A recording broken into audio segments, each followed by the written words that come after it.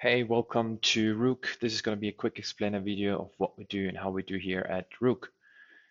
First of all, there's a big problem in the market. We have different wearables and wearable brands all over the place, all working fragmented and siloed. And if you want to read the data from all your users, then you would have to build integrations with each of these data sources one by one. So you're building an integration with Apple Watch, an integration with Garmin, with Polar, and I can continue. The list is long of all the different providers out there. The second problem is maintenance. Maintaining all these integrations can be a headache because there is an iOS update, there's an Android update, the Garmin API is changing, Whoop is changing the API, Apple Health is changing the SDK, and I can continue. This is continuous work that you need to develop and maintain those integrations. And then the third problem that we're facing is when we look at the data, Whoop data looks different to Withings data, to Garmin data, and then we need to make sense of all that data. So that's the three key problems that we're solving here at ROOK. We're talking about an API SDK solution. So you can think of us as a middleware component that would be embedded into your existing tech stack, into your existing application.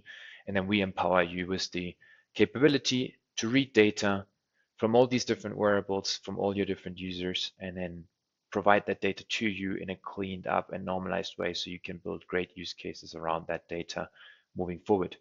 Similar as there's three problems, there's three core components that need to be integrated from ROOK. The first one is what we're looking at here. This is a connection page. It doesn't have to look the way it looks right now in this example. Basically, it's a simple view where we show the different data sources the user can connect to.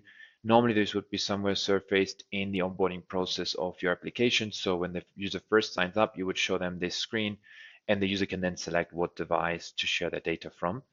That is important, obviously, so that we have the permission from the user because the user is always the owner of their data.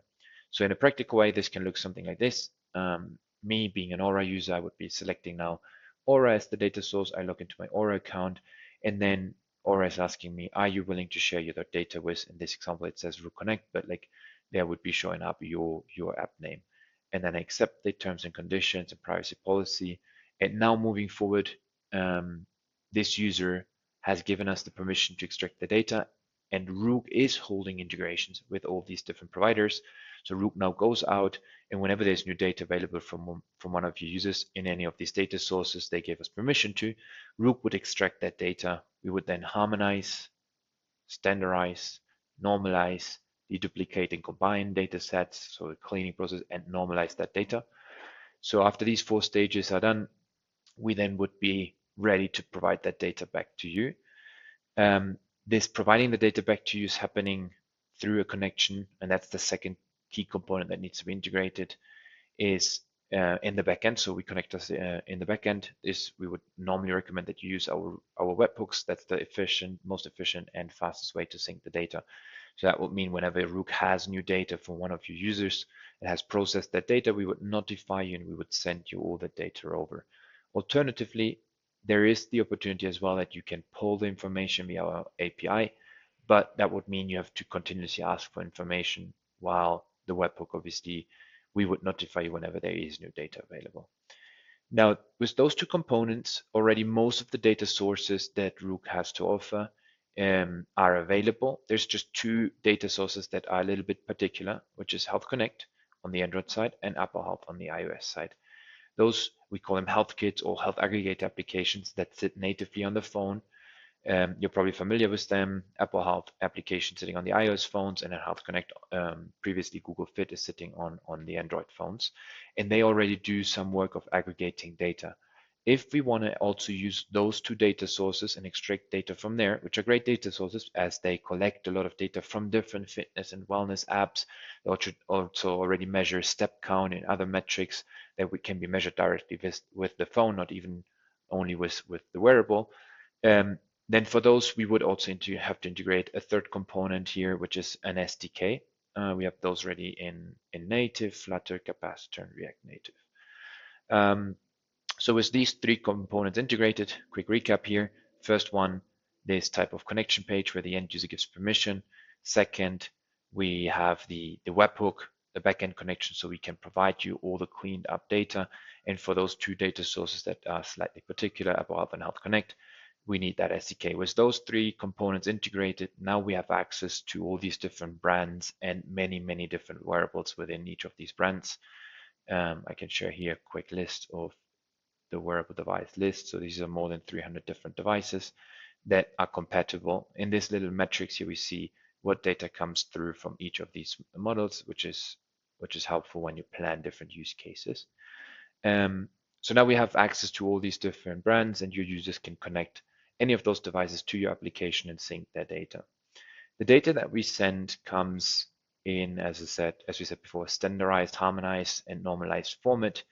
We're basically looking at three core health pillars: physical, sleep, and body. And then within each, what we find would be summary data as well as event data. What's the difference here? Summary data is at the end, in this example, at the end of the day, we would send you a summary of all physical activity that happened throughout the day for this particular user. So we see here a JSON example. Client UUID is to identify who this data belongs to from an organizational standpoint. User ID is the user ID you assigned for the user when they first sign up. And then we would send you the information in this example of physical summary data that then breaks down into the different data points that we can look at here, such as how much time was spent active, inactive, low active, moderate active, etc., calorie consumption, distance, step counts, elevation gains, all that type of information around physical activity. The difference here to an event data point is events would be whenever the data source is recognizing something throughout the day. There is someone going for a walk, going to a gym, having a gym session. That's an activity, that's an event that's happening. There's a clear start and stop date detected by the data source. That type of information is synced immediately throughout the day. So if I go for a run now, and then on my Garmin I select stop run, save run, that data would be synced right after the data is available. So right after the run was saved. And then the JSON format looks similar, but obviously is slightly different as it's focused on an event here and not a summary. So we're not looking only at max and mins and averages, but we look at the granular data of that workout and all the information corresponding to it. Again, there's heart rate information, there's calorie information, there's activity data coming through for each of these events. And you can see different types of events, from activity to heart rate events to oxygenation events, stress events, etc. On sleep, we have a summary only because, yeah, after the night's sleep, we would get one summary that shows all and everything that happened during that night's sleep, from sleep stages to resting heart rate at night, night's HRV, and further metrics along those lines. And then on body health, we have, again, a summary that would be at the end of the day, one body summary with all changes on any body metrics that are being captured, as well as events. So this can be when I take a blood glucose or blood pressure reading, that data would be synced immediately as an event data point as well. That's the core components, as I said, that need to be integrated, and then you can receive the data from all the different data sources that we looked at in that harmonized, standardized, normalized format that we're looking at right now in our API reference. Now, there's a little bit of extra features that Rook can bring to the table. One that's being used a lot is our Rook score. Our Rook score is a way to look at the data from a perspective that's easy to consume for users. So we're talking about a score from 0 to 100.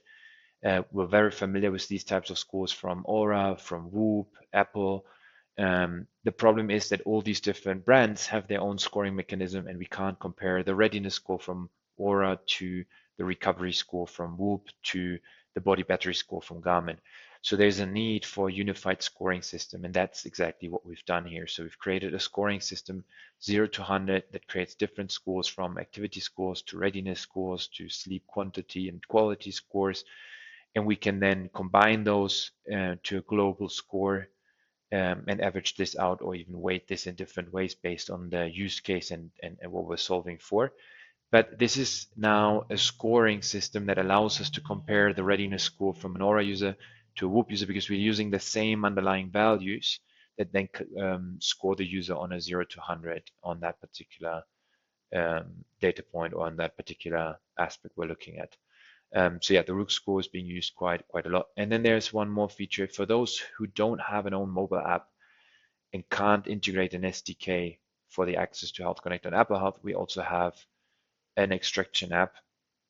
The extraction app is a ROOK branded, very neutral branded application, you would basically make the user download this app by scanning a QR code, and then via that same QR code, they would be linked to your organization. And the only purpose of this app is so that the user can connect the different data sources, and then the data would still be delivered to you in the same format as before discussed via the webhook. That's for especially, yeah, interesting for those who don't have their own mobile app. That's basically it. This is giving a good overview. We have a little showcase up here where you can click around and get a little bit inspired of like how this could look like. There is a knowledge base, there is an open backlog and change log of all the new stuff that we're building. There's a few add-on features which might be relevant. This is kind of on-off features depending on use cases. We're more than happy to walk you through, as well as jam about wearable use cases for your particular business need. So yeah, reach out if you have any questions. Thanks so much.